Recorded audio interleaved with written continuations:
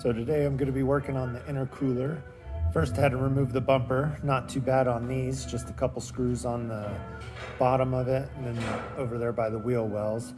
So the intercooler that I have actually gotten is a smaller one, and what my goal is I'll move these relocate the horns on both sides so that way I can get a little bit closer. I don't think I'm going to move this line because with mine being a smaller intercooler, I think I'll be able to go ahead and utilize the bracket that's already on here, and so then that way I can use it as a mounting point, and then it may just hang down a little bit lower right here.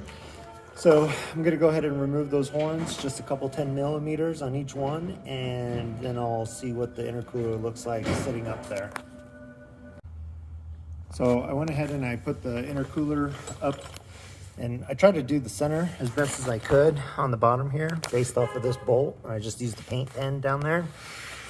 And so there are two 12s, one on this side and one like up in there on each side. And now I'll be able to go ahead and remove this guy. Maybe if I'm strong enough. It's got a little stick to it on this side. I know this has like a little clip that sits on. Other than that, it should come up and there we go. Now go ahead and, sorry for the terrible camera action. So I got my yellow line right there.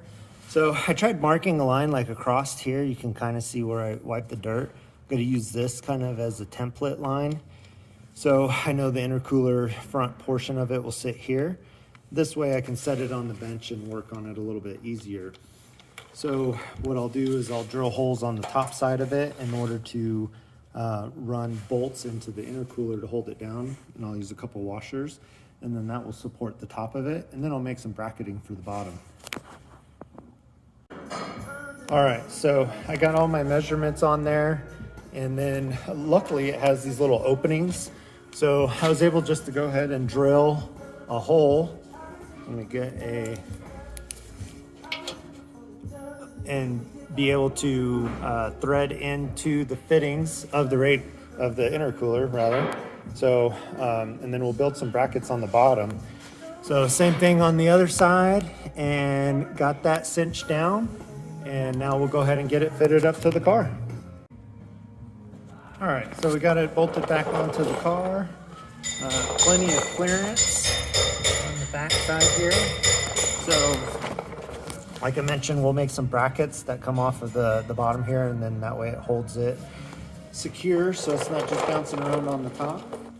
So the bumper, of course, does not fit perfectly now because it is hitting the intercooler on these guys, so I'll have to make some marks and trim it back. Hopefully I can trim it just very minimally in order to keep a good look to it, and then we'll go from there. So it is finally in there. I went ahead and I threw some pipes in there as well as the couplers, just so that way I would have a better idea for clearance. And of course we'll go back through there and actually route in the pipes correctly so that way it's installed. We might have to do a little bit more trimming. This was already cut when I had the car, so I'm not 100% sure, so I'm probably just going to do like a plastic weld, get that to be sturdy, and then I'll fill it in as best I can so that way the painter, when he paints the bumper, it'll just all be one color and it'll look nice. So one thing, so this side is really fighting me just because of that 90-degree going down. So in order to kind of get rid of that though, I would have to cut the front right out of there, and I'm gonna try to avoid doing that right this second. One reason being is that when we actually do the piping, we may cut that silicone coupler down, and so it won't be there as much. And so I don't want to trim off too much of it before it's actually, the final design. So with that being said, it is back on there for the most part.